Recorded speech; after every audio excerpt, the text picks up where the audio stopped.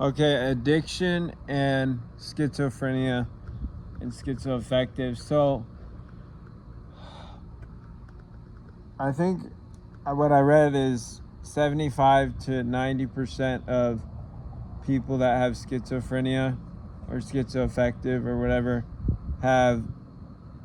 are addicted to like cigarettes alone, or maybe it's drugs.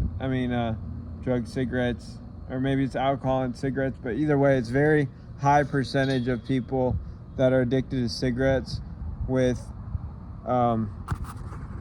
schizophrenia, because just the pain, from my perspective, just the pain that you feel when you have schizophrenia is just beyond sometimes what you can bear. So you need an escape, which isn't a cop out or something that you should be like, yeah, I deserve that. No, it's not like that. But it does make sense that the addiction rates are a lot higher for schizophrenia and schizoaffective, bipolar, and all that.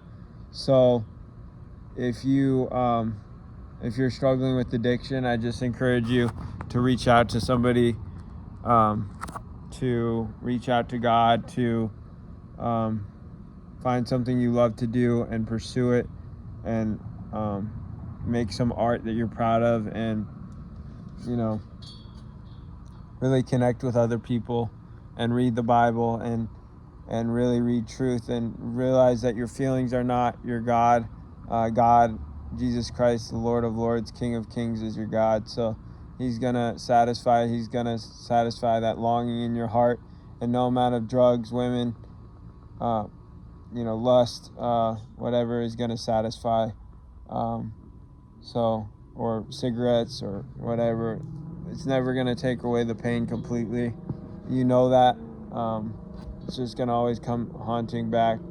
But yeah, thank you so much for watching. Hope you have an awesome day, and God bless.